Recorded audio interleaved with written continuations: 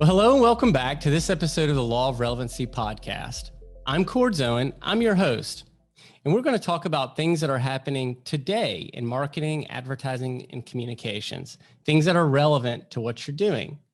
One of the things that is very relevant these days is a job description and a job title called growth marketing. It's different than regular marketing. And today we're joined by Courtland Thomas from Lyft, one of the world's most popular ride-sharing services. And he specializes in the rental section of Lyft's brand new product that has to do with rentals. Courtland, welcome to the Law of Relevancy podcast. Thanks so much for having me. It's a real pleasure. Yeah, well, you're welcome. And thanks so much for joining us. We're excited to hear about Lyft Rentals. Apparently, it's a pretty new service with Lyft. Totally. It's brand spanking new, very shiny. It's in everyone's app. So if you have rented or if you've taken rideshare with us recently, you may have seen it in the tab at the bottom. But yeah, it's a new product. It's recently launched to help fill the gap in the transportation needs of consumers today. Because you think of rideshare, you think of getting to and from your destinations like work or like parties or going out. And now we have Lyft Rentals, where you can rent a car from any 60 plus markets and have access to a car for longer durations for those bigger trips. You know, think of vacations, think of weekend getaways, maybe even some errands in there. And like I said, it's meant to fill the gap for the transportation needs of today's consumer. So it sounds like a pretty convenient way of renting a car. That's probably the biggest compliment we get from our customers. And it's really sort of shocking how easy it is to be convenient. I mean, you think of these big players in the space, like companies like Enterprise and Hertz, you know, a lot of people spend a lot of time waiting in line at those places. And sometimes the car that you reserved isn't even there on the lot. I know that's happened to me multiple times. So it's probably, convenience is one of the top compliments we've received from customers, because you just make a reservation oftentimes on the fly. You don't have to wait at the counter. You know, there's no one there to sell you insurance. We don't upsell. And we offer really competitive rates. And so convenience and good prices are some of the most enticing offers of the product. And so how big is Lyft Rentals? How many cars do you have in the fleet, and how many locations are there to pick up cars? Yeah, so Lyft Rentals, we have our own cars and lots on the West Coast. And then we have access to about 60 plus other markets in the US through our partnership with Sixt. Sixt is a big player in the car rental space. It's a German-based company, but has a lot of lots here in the US. So Lyft Rentals manages about 200 to 300 cars on the West Coast across 5 different lots in San Francisco and Los Angeles. And like I said, we have access to Sixt's inventory in those 60 plus markets. So we cover a pretty large percentage of the US. And if you're in any major city, you have access to at least one of those 2. That's great. And what kind of cars are we talking about? That's a good question for our ops people. I'm not a huge car person. I know we got some compact Nissans, I think. So just very practical vehicles, most likely. Yeah, I think probably the most exciting thing about our fleet is that it's all hybrid.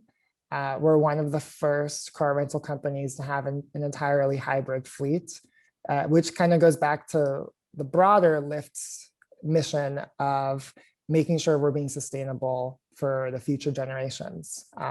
We plan to be really focused on sustainability in the next couple of decades. And part of that is being, putting money where our mouth is and having car rentals that are not only good for your wallet, but also good for the planet. That's really, really cool. It's sounds very virtuous. You get to rent a car and you get to feel good about what you're doing. But let's talk a little bit about that kind of a vision. So obviously you've got Lyft, who's resonating very much with their vision for the future of transportation, being like the #1 go-to place for that thing. You have a lot of experience with people with vision. You also run the Columbia Venture community, which has, what is it, 5,000, 6,000 Columbia 8,000. graduates? How many? 8,000 now? Wow. Yeah. And so that is 8,000 Columbia graduates who are CEOs, founders, and also people who are in the VC world. And so you're always around people who have strong visions and are trying to execute on those things. So I guess it seemed kind of like a good fit for you to go to Lyft to help them with this brand new thing.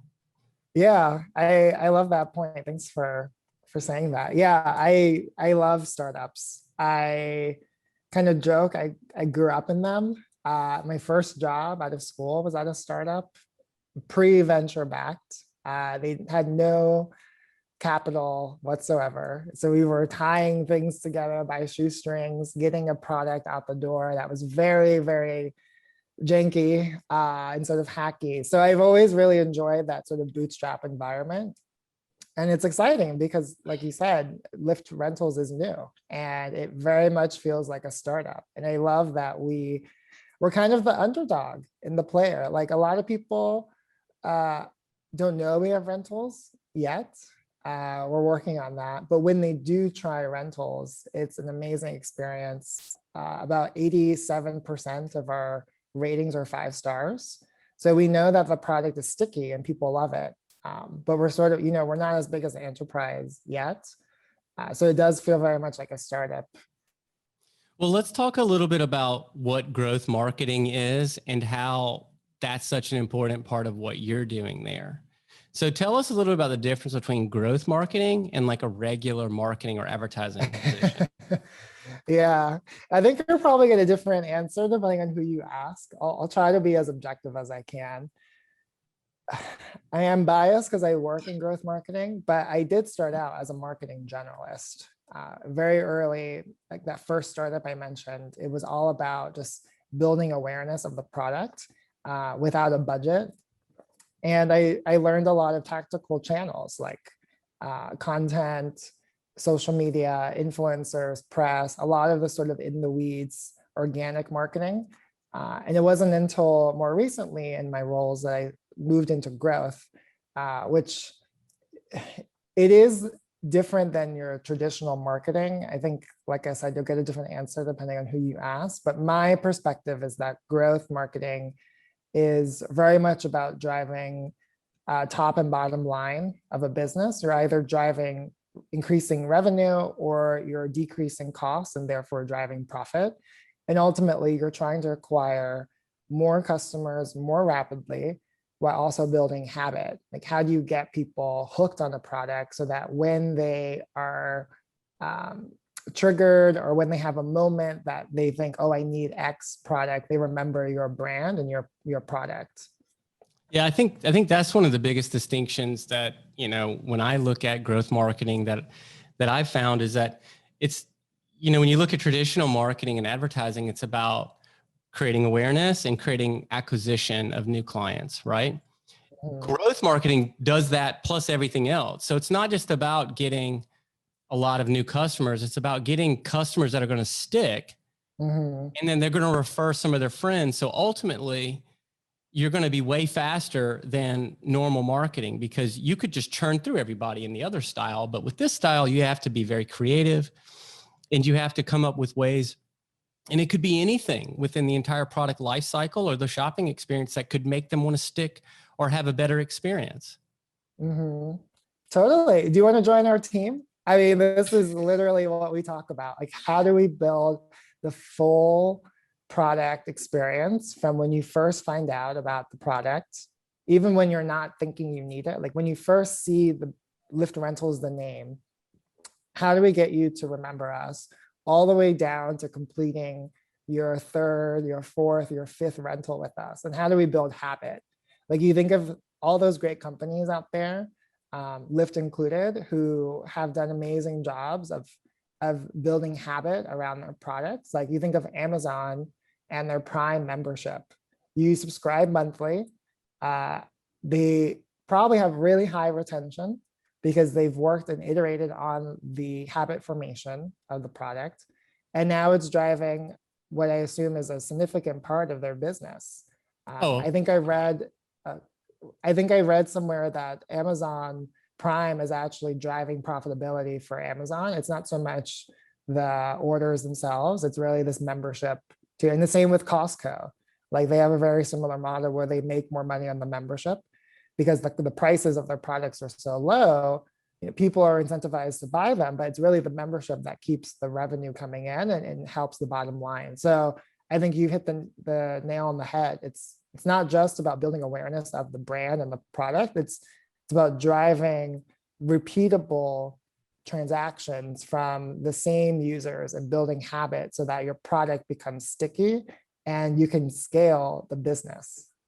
Yeah, one of the things I can tell that culture has been around in Lyft for a while. I mean, obviously, years ago when Uber came out and people were trying that, I jumped on the bandwagon and put that in my phone. And then quickly what happened was I got a new phone. Well, I tried to transfer my Uber membership to my new phone and had some kind of a terrible user experience where I had to create like a new account, but it wouldn't let me or whatever. So I put Lyft on there and it's been my go-to ever since. I don't even have Uber on my phone anymore. It's always been Lyft.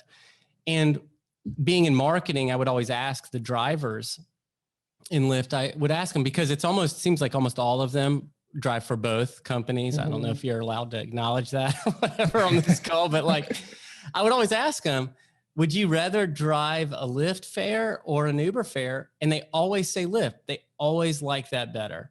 And so understanding that, not just from your customer standpoint, but also in your facilitators, I think is key. And if your culture understands that, very well, which it appears to do, I think you're in a very good competitive spot. I agree. I love doing that myself. I'll be at a Lyft and they don't know that I work at Lyft unless I tell them. Like there's nothing in my profile that indicates I work at Lyft. So they pick me up and I always, I try to ask just some high level questions. How's it been going? Like what's a challenge you have? What could Lyft do better? Now that I think about it, they're probably like, why is this person asking me these questions? But I try to understand from their perspective how they are enjoying the product because they're a huge part of our product experience. And they're also our customers in a way. And most of the time I get overwhelmingly positive feedback and I usually get some suggestion. And I usually, this might be getting too into the weeds, but I try to share those recommendations with our team to make a better experience for our drivers. Well, let's talk about your specific product for a little bit longer. So you're focused on the rental product. It's new, it's innovative. There's a lot of traction. It seems like you're dealing with a lot of good problems. I mean, because of the demand for rental cars is off the charts, right? Yeah, we definitely have some problems, but in the grand scheme of things, they're great. I mean, demand is high. People want to travel. People want to get out of their homes. Most people are vaccinated and having access to more destinations than we've had in the last year. It makes sense. And so we're seeing demand skyrocket. There's some conflict with the market balance because during COVID, a lot of these big players sold parts of their fleet. So you look at news articles from during COVID, and a lot of these big, correct? Yeah, like these companies decrease the supply, not knowing when demand would come up, and it's not exactly overnight, but we did see a pretty aggressive trend in demand rapidly over the last couple of months, especially during summer where school is out and families want to travel. So supply has been low, demand has skyrocketed, and therefore it is a very competitive industry right now. I suspect that will continue for a while until we move back into our routine lives of school, commuting, but then we're going to have winter and demand will increase again. So it's definitely an exciting time. We recently launched $30 new user discounts. So if you're a first-time renter and you haven't rented with Lyft, you can get $30 off your first rental to help ease some of the price constraints, because we know right now prices are pretty high across the industry. Well, do you have any predictions about where those trends are headed? Like, how long do you think it will stay as competitive as it is? Yeah, I'm not a forecaster. I don't know. I think it probably will follow seasonality. So you imagine during summer, people want to travel more. During the fall, it kind of teeters out because folks are returning to the routine lives of school and commuting to work. There's also the big push for return to office work in a lot of major cities in September and the fall. So I assume demand will soften around that time, but then later in the year during holiday season, people travel again. So I think it's a pretty cyclical process, if you sort of look at a full year's worth of demand. But overall, I think people are just dying to get out. They're itching. Like I've gotten out multiple times. I've rented from Lyft, and it's been a great experience. That's awesome. How about for growth marketing in general? Where do you see that trend headed? Growth marketing is definitely on the rise. I have a lot of friends who are growth marketers. I have a close friend who's a recruiter for growth marketers. He runs an agency, and he and I just kind of chat sometimes. And he brought up companies are investing heavily in growth marketing now that the economy is more reopened than before.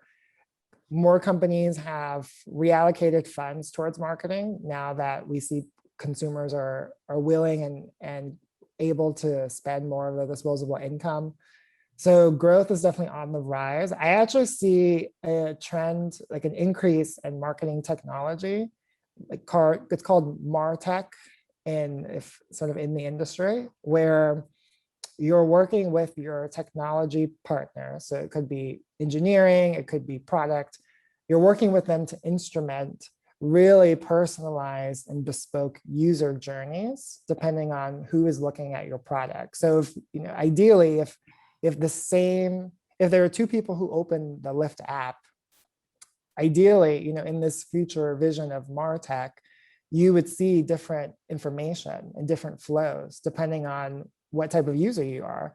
And companies do this all the time, but I'm seeing a trend in earlier stage startups investing in that earlier because of how important it is to have that personalization very early in the user journey. Well, it's even easier now. I mean, there's tools out there, for example, artificial intelligence. If you were to ask somebody 5 years ago, like, hey, could you please, if I asked one of my developers, I said, could we please stand up like an artificial intelligence system to do this one thing? Well, they would have to go learn about it, research it, figure out where the servers are going to be, how to put data in, how to get data out, how to train it. And now there's tools like Monkey Learn, where it's like a SaaS artificial intelligence system where I can train it. I can build an entire system with artificial intelligence in an afternoon without even having to know any code. Connect that up with some Zapier APIs, and before you know it, like you've just invented a brand new product.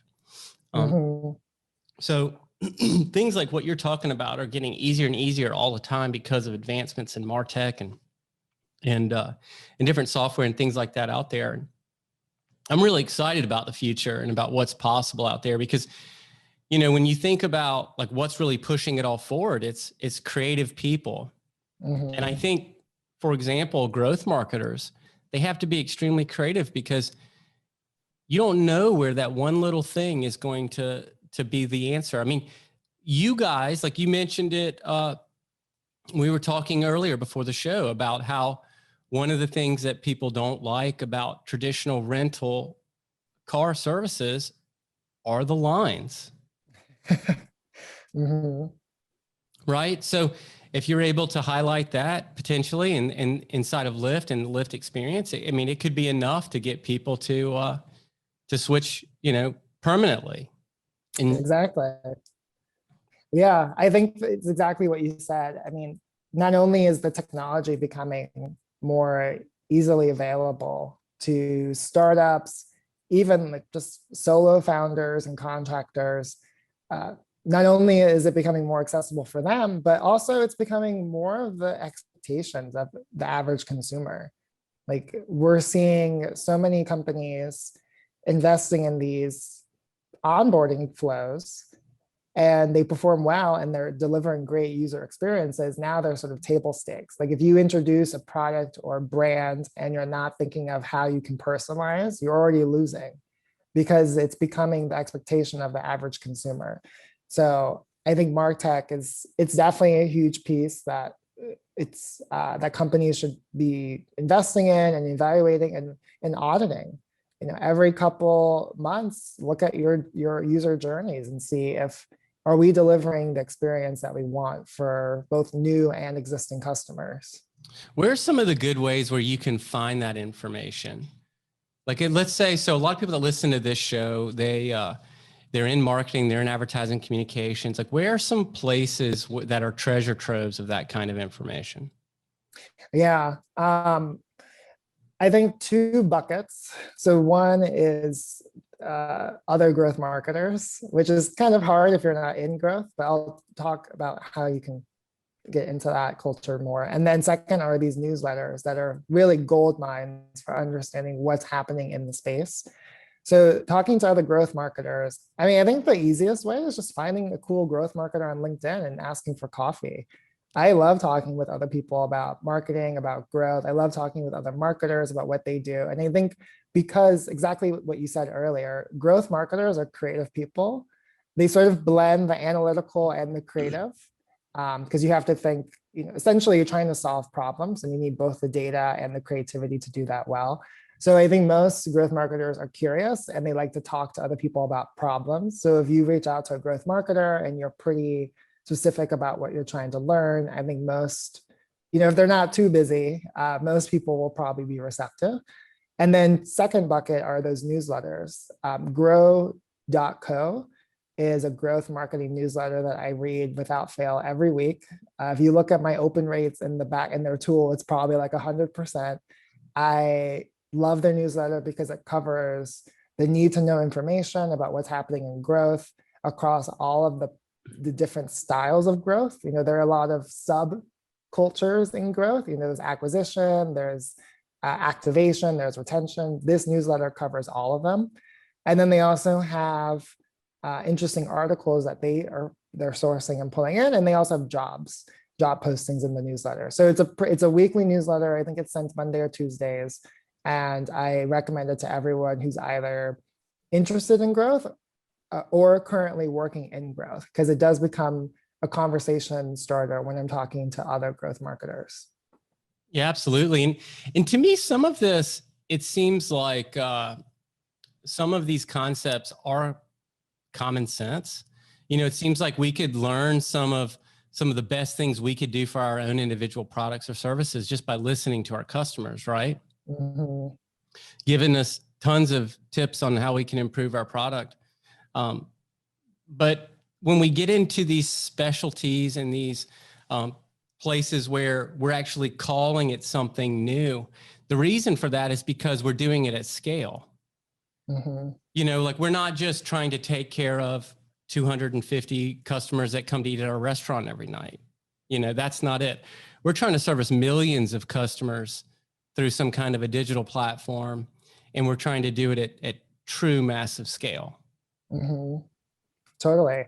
Although I wouldn't take that example off the table. Before Lyft, in a prior role, I worked at a pizza company that had 30 locations across the Northeast states. And I was focused on growth. Like, how do we acquire more customers to try our pizza with us? And then how do we keep them so that they have pizza, maybe once a week, maybe once a month? That's kind of where you get into the retention side. But I think if you're communicating with your customers in a direct way and you have a platform that can engage them, get them interested, I think anyone can do growth. It's really more of a mindset than like a resource question. Sure, you need like a growth marketer, you need a creative team, but anyone in an organization can be thinking with a growth mindset and put on the hat of the owner. Like, if you were to be the CEO of this company, how would you scale the business? And it becomes more about the problem we're trying to solve rather than like a marketing question. Because growth it doesn't have to be marketing. Growth can also be in product. You can find ways to better communicate the product. You can also find ways to build word of mouth, which is, depending on who you Your ask, billing some folks. process. It could be billing process or something. Yeah, exactly. I Anywhere. mean, if you can use automation tools to expedite long processes, sometimes taking out the manual steps in the process, and I would consider that growth because you're building sustainable ways to increase profit. And I think, depending on who you ask, you might get a different answer what growth is. But for me, growth is about solving problems. And a lot of it has to do with customer experience, but it could also be about the operations of a business. So it's a Yeah. mindset over anything else. Yeah. We used to have a sticker over our front door that people would walk under every single day. Kind of like when the Notre Dame football players, would slap on the way in the locker room and it would say, think like an owner. And Yeah. so everybody walking in and out, whether they were actual owners of their business or it was our employees or, whoever, but it was think like an owner. Like think about if this was your business, what are all the things you'd be doing on a regular basis to help make you more profitable, more sticky, make more referrals, things like that. Mhm. And I think really that encompasses it all. And it really gets down to just like the MarTech stuff is very, very important, but it's not just like focused on that, right? I mean, it's almost Mhm. like you have to be comfortable enough with it to where you're not intimidated by it or wrapped around the axle of all the little details of how it works. Like that has to be like riding a bike or like a unicycle behind you, right? You have to understand all those pieces so you know how the tools are used. Mhm. And then once you know all of that, then you can get really creative on how you can solve problems with those tools.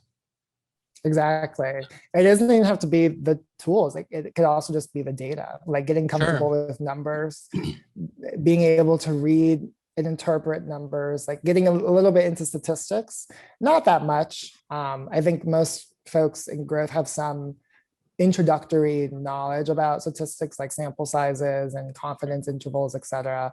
But I remember in several of my prior roles, I worked very closely with the recruiting team, which was not my role. I was focused on customers, but I helped them think through how can we scale our recruiting processes? Like where are the bottlenecks and how we're recruiting people and sending out offers. And I really love doing that because it is kind of a similar process to marketing. I mean, the flow is different, but ultimately in recruiting, you're trying to get a candidate, AKA your customer, to come in, do a series of steps, and then eventually accept an offer, which is the conversion point. Very similar to marketing for a product, you're trying to get people to do a series of steps, like visit a website, put in their information, put their payment information in, and then they convert. And I think this is a great example of growth mindset can be applied to all parts of a business. And when you think like an owner, like you said, I think I want to get one of those stickers for just from my house, because thinking like an owner is such an important perspective. But when you think of growth as a mindset, you can apply it to any part of the business. And fundamentally, you're making sustainable changes that increase the chances of profitability. No, that's great insight, Courtland. And we really appreciate you joining our show today and telling us more about growth marketing, what exciting things you guys are doing over there at Lyft.